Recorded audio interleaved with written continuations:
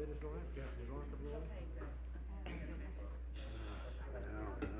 a drink of water. I was going to make a comment. Hey, I didn't bring my notes. Okay, good afternoon, and we are ready for you, Zach. Yep. All right. Good afternoon, Commissioner.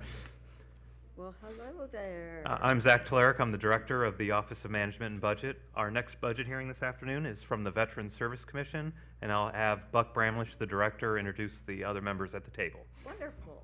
Welcome. Well, good afternoon, and thank you so much for hosting us today. We're glad to be here. On behalf of the Franklin County Veterans Service Commission, I would like to thank you for your support of our agency and our mission to assist Franklin County veterans.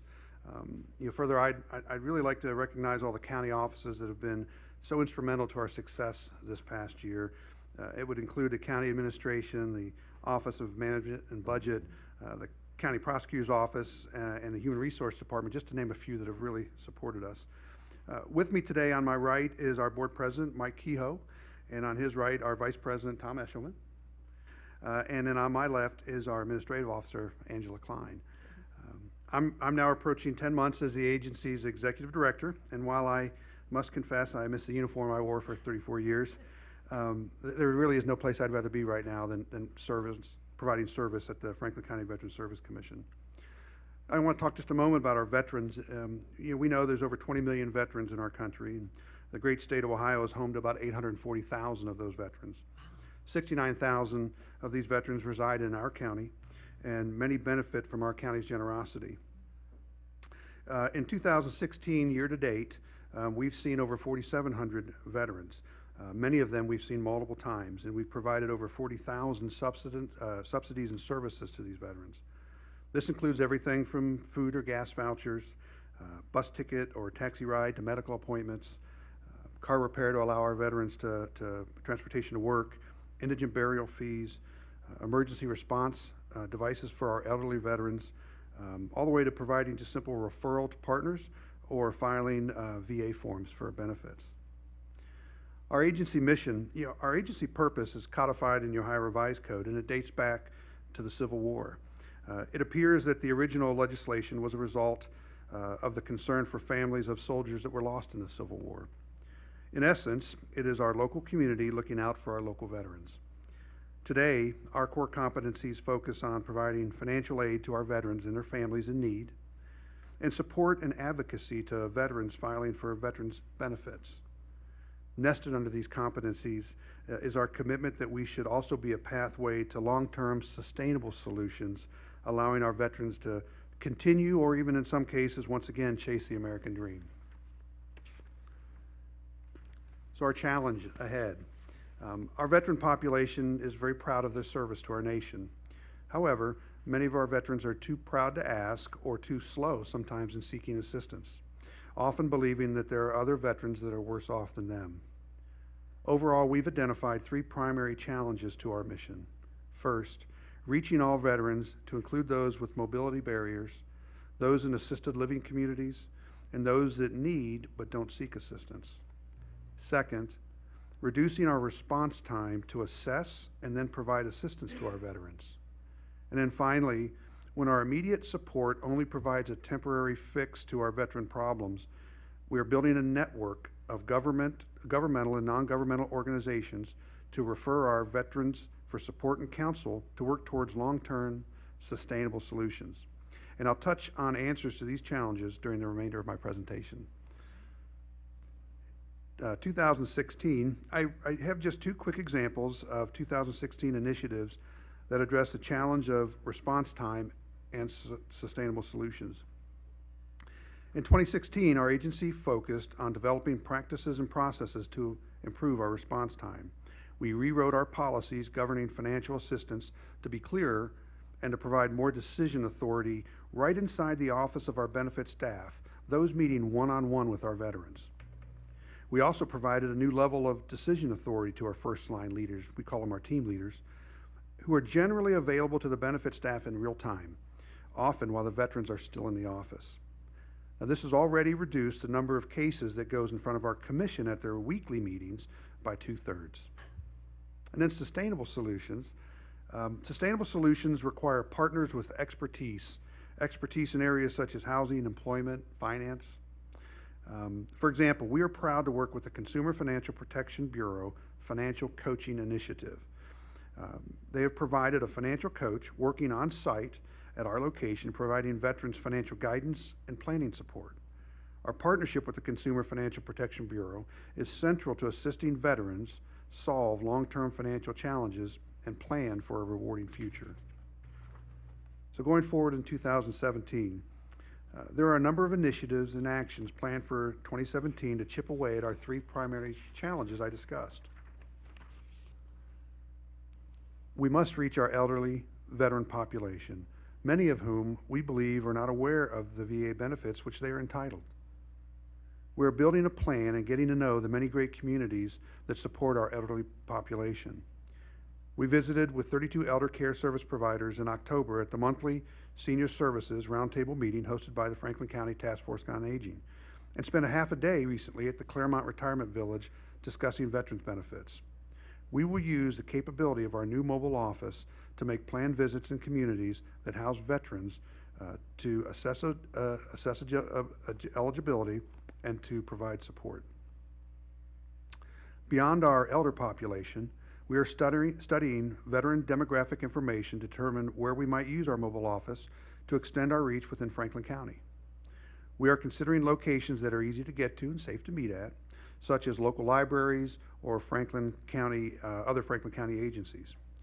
We are also assessing need in our estimated 6,200 female veteran population and will reach out to this growing group of veterans. As I mentioned earlier, while one of our core competencies is providing immediate financial aid, without a path to sustainable solutions, we have a population of veterans who continue to rely on our financial support. To break this cycle, in 2017, we'll place a heavy focus on outreach. We intend to build relationships with organizations that have a mission to support those in need, strengthen relationships with organizations which we have shared purpose, and continue relationships with partners like Volunteers of America, local veterans organizations, and the Community Shelter Board. For example, there are a number of issues that have led to long-term financial difficulty for our veterans that we want to address in 2017. Where there are some great organizations chartered to assist veterans with simple domestic legal issues, it is difficult for veterans to find inexpensive support for the more complex domestic issues like contested divorces, child support, or custody battles. We're developing a partnership with organizations like Operation Legal Help Ohio to provide legal assistance using local law firms who agree to significantly reduced rates with an overall cap for fees.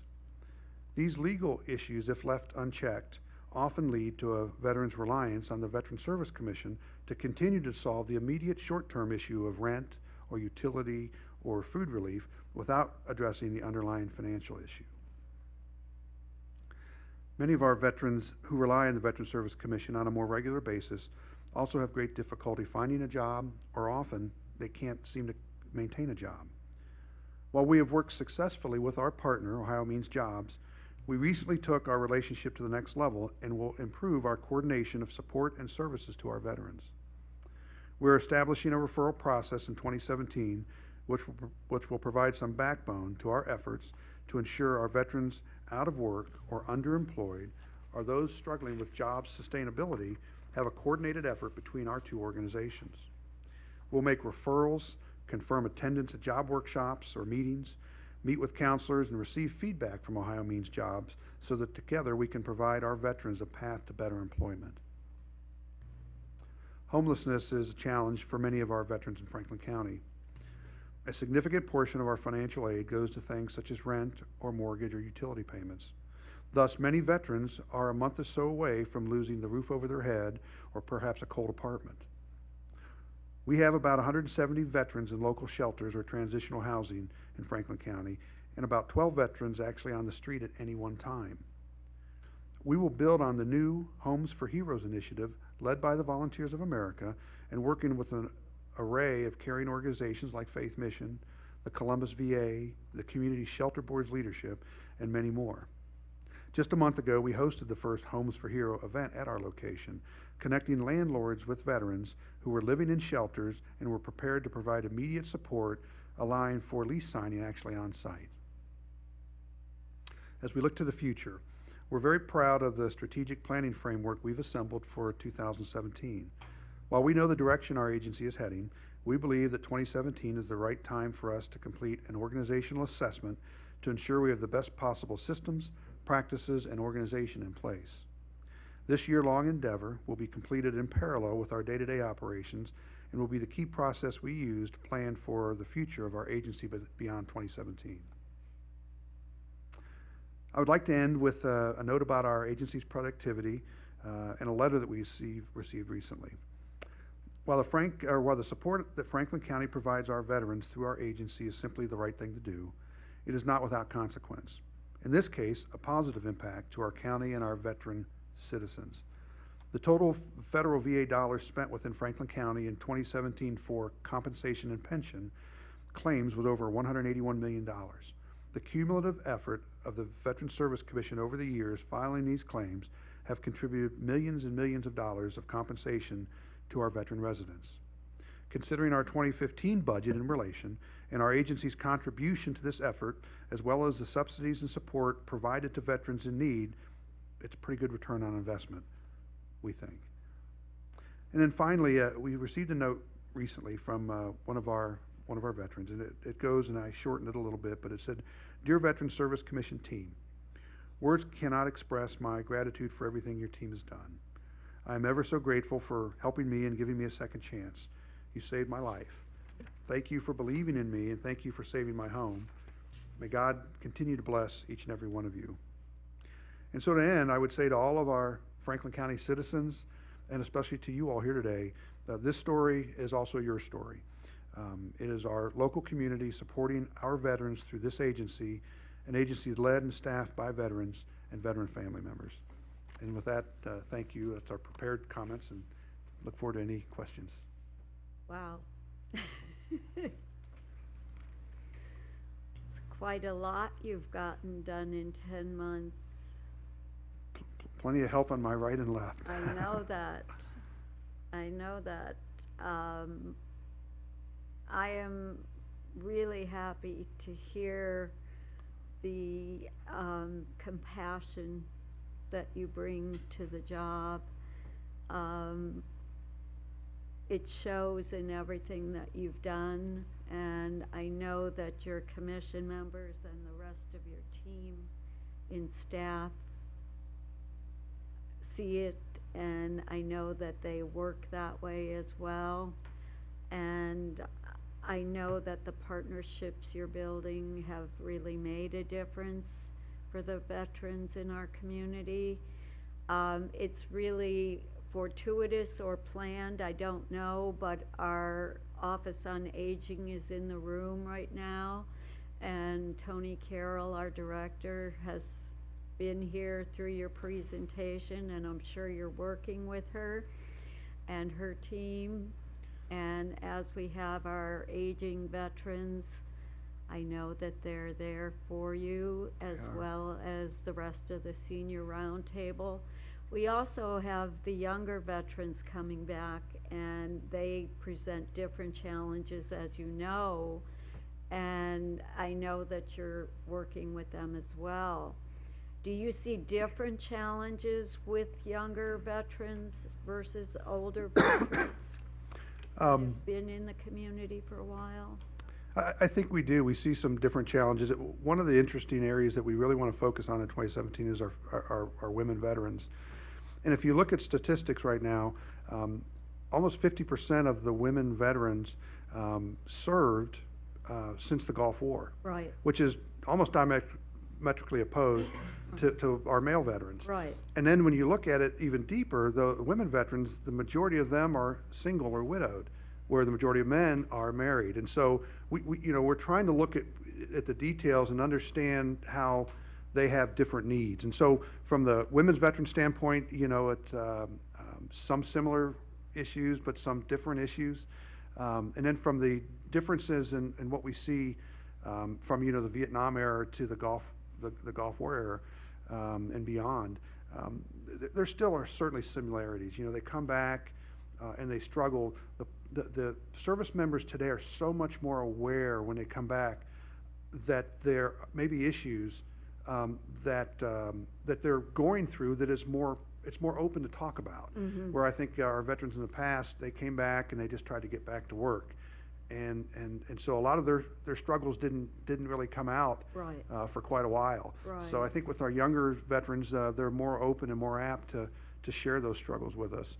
But as you know, suicide is still a big challenge. Oh, I know. I think it's 20 a day, you know, for our veteran population, and these are all the things that, you know, we can't have our impact without partners like Tony and her team, and the Columbus VA and our veteran organizations, and you know, I love Volunteers of America and the Community Shelter Board. So we as an agency, we are focused on not only getting to know them better, but then figuring out how that can be a partnership, both to save money so that we can stretch our money to help more Sure. veterans. Sure, I think everybody working together is always gonna leverage everybody's best strengths and save some money at the same time if you can work together. So I thank you all for what you're doing. And I wasn't even thinking particularly of just women veterans as much as the newer veterans coming back after serving in general, the needs being different with more mental health issues in the open, and PTSD issues in the open and a more appreciation of the service versus what Vietnam veterans faced when they came back, which was not appreciation at all, which pretty much was terrible. I think, you know, looking back on that era was so bad for those veterans coming back, facing different challenges. I would, it's a great point, ma'am. I would add that it's kind of anecdotal, but our Vietnam population and those, they understand the Veterans Service Commission and they understand how to get to us. Yeah. We don't see, statistically, I would say we don't see as many of the younger for two reasons. One, even before I came on board here, 34 years, what did I know about the Veterans Service Commission? Right. Their actual mission, very little. Right. And on the positive side, though, the VA and the non-governmental organizations, they get to the service members very quick. So there are many service members that are at the VA getting service right now that have never come to us. Because of that push, as soldiers and sailors and airmen Yeah. and Marines are out processing, you know, they get lots of briefings on the availability of services out there. Yeah. Huh. I hadn't thought of that. Yeah, interesting. Well, thank you, and thank you all for being here. Yes, ma'am. Thank you. I want to say something nice about Chris too, because she's. I didn't know about the basketball part, but I can still shoot, so we'll have to have that conversation. Oh.